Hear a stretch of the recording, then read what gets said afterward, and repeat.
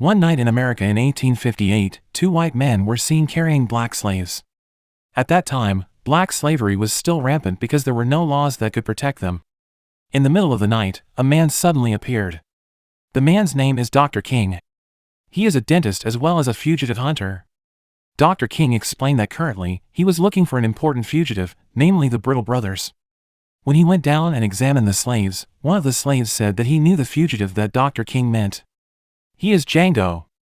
After asking furthermore, Dr. King got interested in buying Django to accompany him in pursuing the fugitives. However, the two white men there said that Django was not sold. They ordered Dr. King to leave or they would shoot him. However, Dr. King was faster than them. He could take them both down by himself.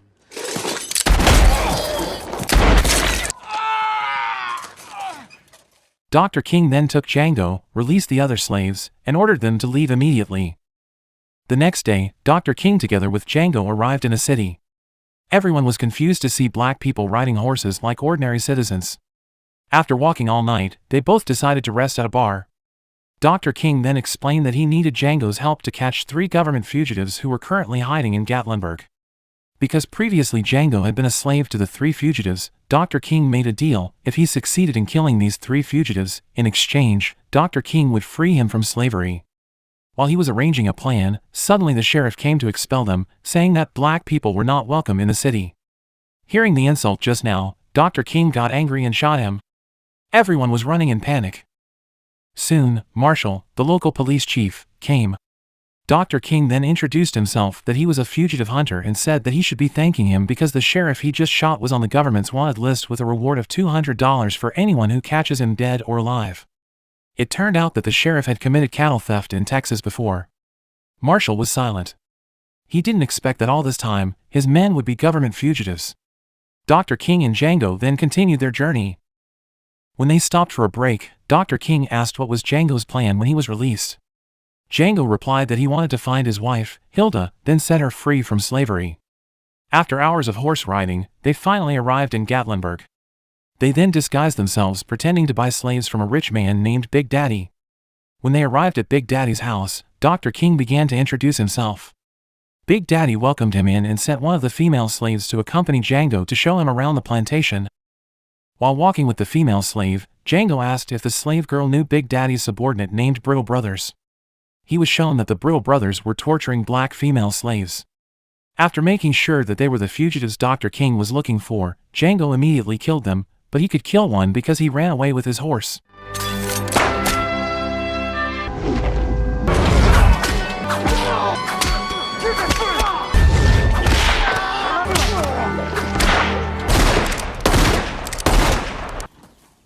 Were they?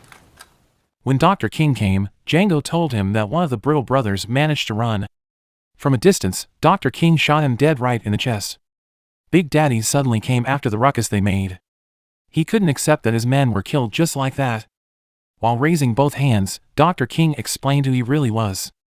When he saw the letter from the government, Big Daddy couldn't do anything and could only order them to leave immediately before he changed his mind. At night, Dr. King knew that Big Daddy definitely wouldn't let the two of them go that easily after killing his men.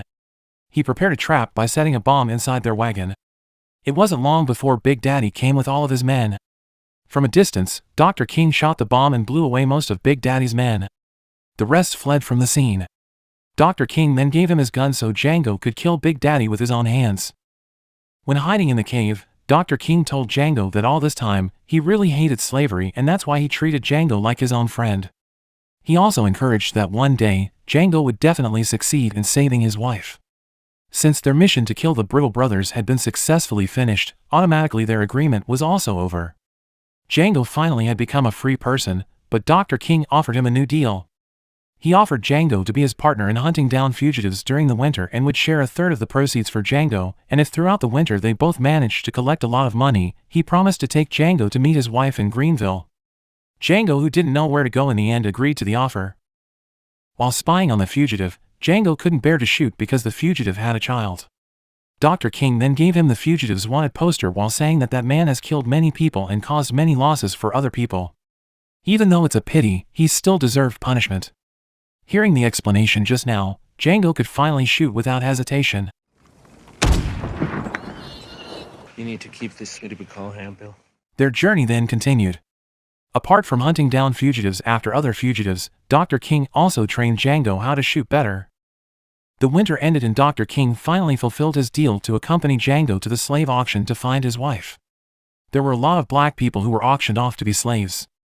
From a list of slave names, it was written that Django's wife's name, Hilda, was owned by a wealthy businessman named Calvin. They both started to make plans to free Hilda from the hand of Calvin. At the night, when visiting Calvin's office, they were shocked to see Calvin and the other businessmen having a bet on a slave fight. They were invited to sit and join in waiting for the fight to finish.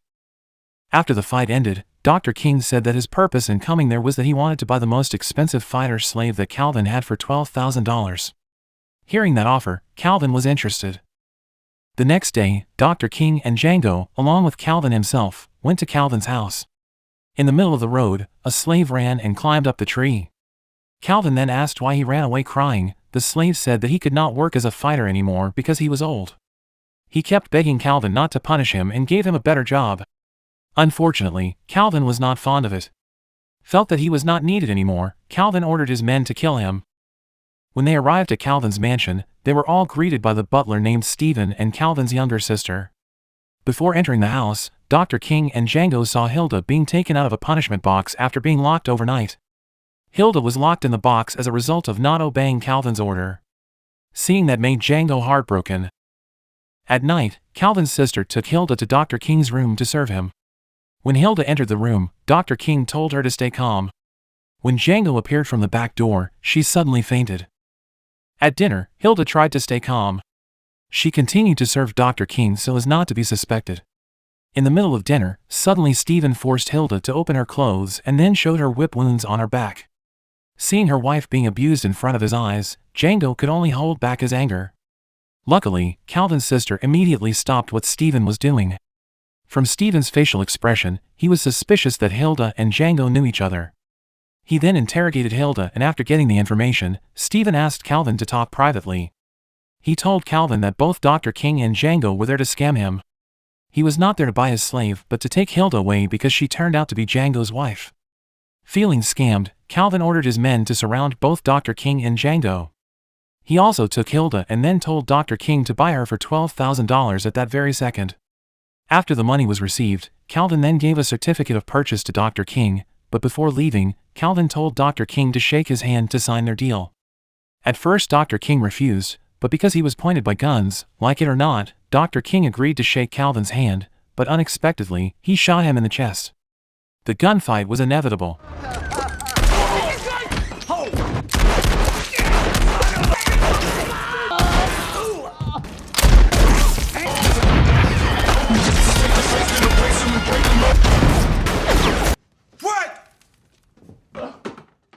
Dr. King and Calvin died as a result of the gunfight.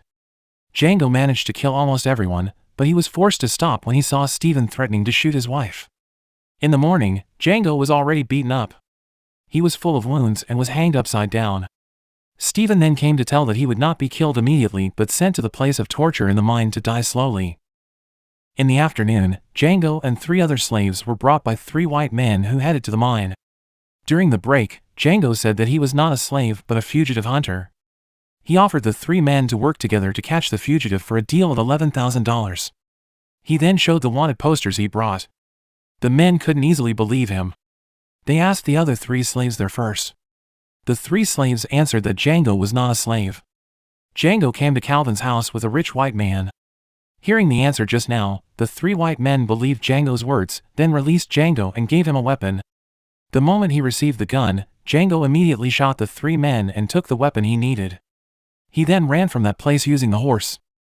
Django then went to the base camp where Calvin's men were gathered and immediately killed them all mercilessly.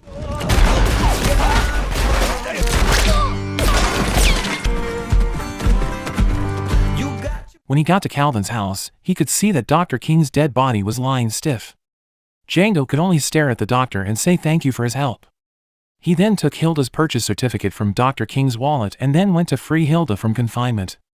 At the same time, Calvin's sister and his men returned home from Calvin's funeral. When they entered the mansion, they were confused to see Django was already upstairs. Without further ado, Django shot them all dead, leaving Stephen behind. Stephen begged for mercy, but Django didn't care as he walked and shot both Stephen's legs. In front of the door, Django lighted the explosive fuse that he had installed before. The mansion exploded as he walked away from there to meet his lovely wife who waited for him outside.